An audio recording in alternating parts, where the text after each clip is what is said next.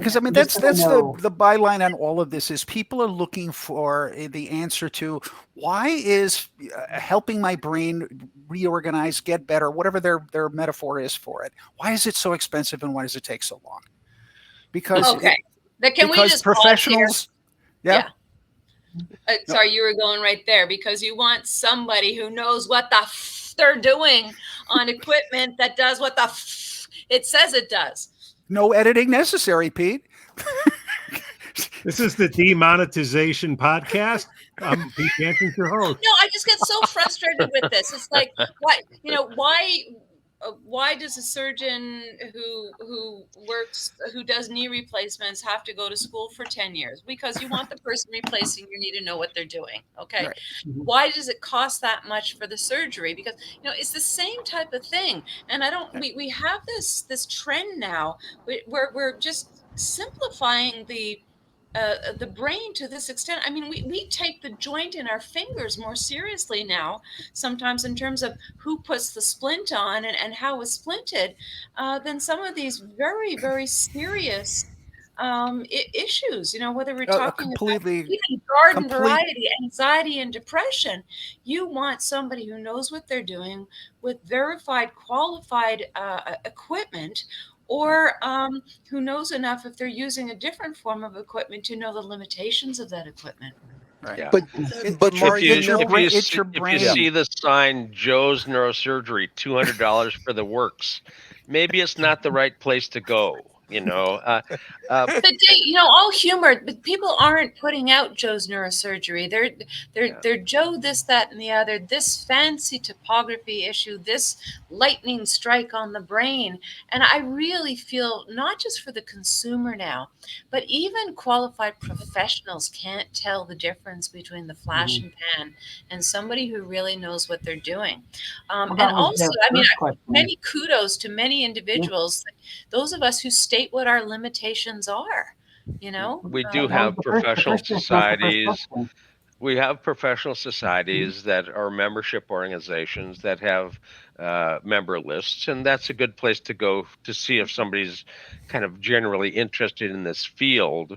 But there's also certification societies, and they're really a base level of certification. It's not that it's going to be the highest level of certification, but it shows that they've done their due diligence and have taken some didactic courses and done some simple written exams to show that they're somewhat qualified. So if you want to, you can actually find people with some base level qualifications that are certified. It isn't just blind searching. BCIA, AAPB, ISNR, BFE over in Europe, SAN in Europe, the Australasian Society in Australia and the Asian Peninsula areas. There's a Spanish society. There's an Italian society, and there, if you're a consumer and you're looking, look for the professionals, not Joe's Neurosurgery, $200 for the works. Yeah. And the reason that things are expensive is that life is expensive. And, the first amplifier I bought for QEG was $160,000, and I had to get 4 of them for the lab. Yeah. How do you amortize that? The price went down to $60,000 for the QSI QEG machine out of Canada, but that's still more than people want to pay. Now you can buy a good QEG machine well under $10,000, and probably have enough to go out for a nice dinner left over. So I'm gonna get wired on this one, as everybody knows, and maybe pipe me down or Pete, mute me at some point. But this is something that's so close to my professional heart. I mean, even we can't forget. I mean, bless BCIA. I'm all for it. Yes, yes, yes. But you only need a bachelor's of psychology for BCI certification. Now, I do not want to undermine BCI certification. Don't get me wrong. But when Jay said this is base entry, so you can have PhD level MD, psychiatry, PhD, all the way down to a BA. So you want to check the complementary competence. Now, there's a lot somebody with a BA in psychology with BCIA and good training and mentorship can do. Don't get me wrong on that, but you have to know that there are massive differences between the equipment, the practitioner, and what Jay was saying as well, the cost of, I would say, the more difficult equipment, so the equipment that people really need to know what they're doing is very expensive, and equally the equipment that people really don't need to know what they're doing is equally expensive. So okay, mute me, Pete, for 5 minutes so others can talk. No, Mari, to your point, you can imagine what a $10,000 or $20,000 setup in an office can do versus a $300, plastic device and an app on a phone. Yeah, it doesn't take a rocket scientist to put those two things in comparisons to each other. It's obvious the difference. Now, how well do you want to treat your brain? That's the answer. You want to treat it gracefully with professional oversight, or do you want to just go out there and see what happens? But we want to add, though, pretty pictures, meaning your screen display is not the differentiating factor. And that's amazing. Well, no, we got to put that one out there as well. Somebody has better images. Well, the only person that needs to read those images is the person qualified to read them. It's not about the beauty of the image. It's about the information the image gives you. I'm going to auto mute now. The analogy of a rocket scientist is not really a great one right now. Everything that's landed on the moon lately has fallen over. And we got some people stuck on the International Space Station on a return voyage that they kind of crossed their fingers and hope Boeing might make it work. We've blown up one of Musk's reliable vehicles. China just lost one. I mean, rocket science is still not something that we're doing very well. So let's not put that up as the thing. Perhaps brain surgery by somebody who's competent, as an analogy, that's complex and expensive. Exactly. And I recommend brain surgery highly if you need it. But. Is anybody going to make the crack about the person blowing up rocket ships is now the person who wants to treat your brain?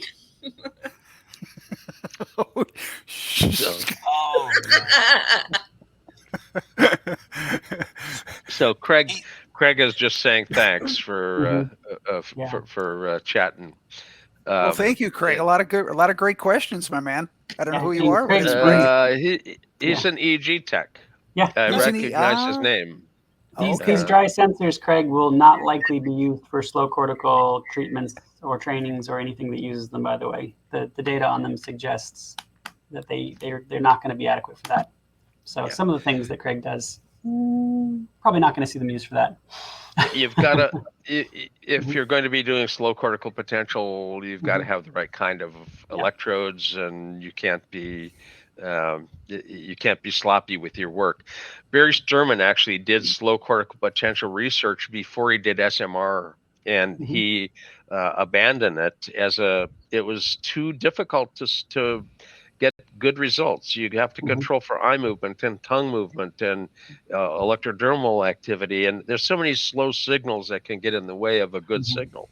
So that the EEG was so much cleaner than the slow cortical potential, which was very difficult.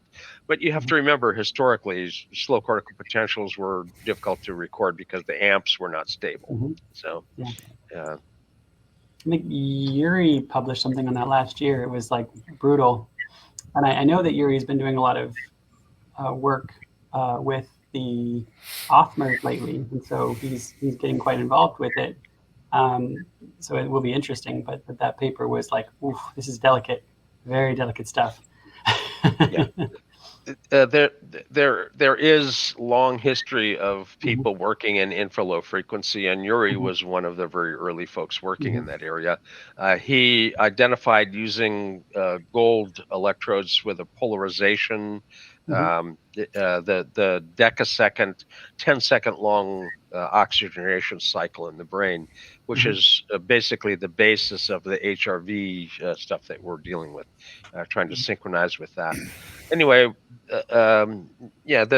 there is a long-standing history of people looking at very low frequencies, and it's very fastidious work. You can't do it without extreme controls. So.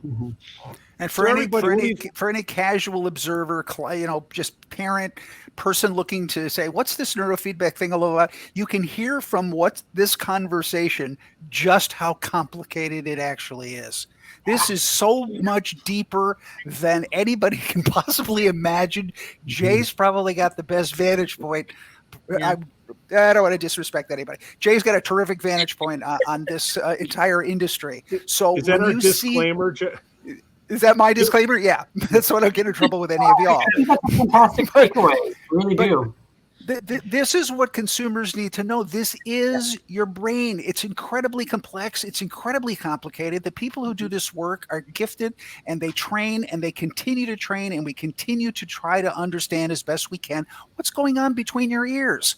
And this isn't something to hand over to Joe's neurosurgery, whatever you called it, with the neon sign on the corner. That's not how this works.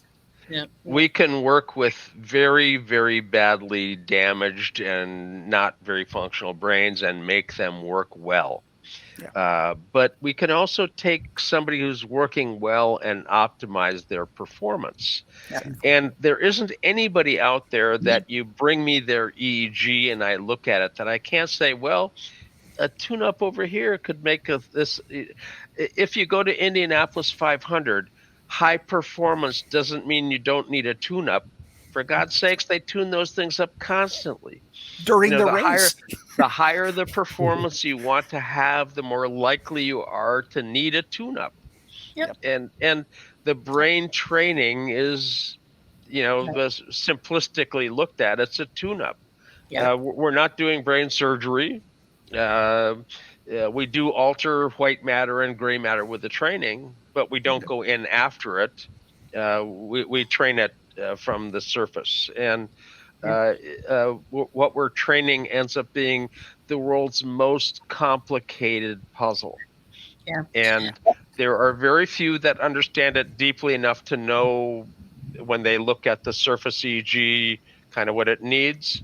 But there are those folks out there in the neurotherapy world, and you can get your EEG assessed. A plan can be put in front of you so you can understand what they're intending to do and train and why, and training can be done. Depending upon what kind of client it is, it's going to take a different amount of time. Right. Simple ADD, if there's anything such thing as a simple ADD, 30, 40 sessions, half hour a piece, probably fairly adequate. If there's a learning disability added on, it takes longer. There's a learning disability. It's 40 to 60. Autism, 60 to 80. Epilepsy, we usually quote 100 or more. I've seen it done faster, but we don't want to give a false expectation of something that's quick.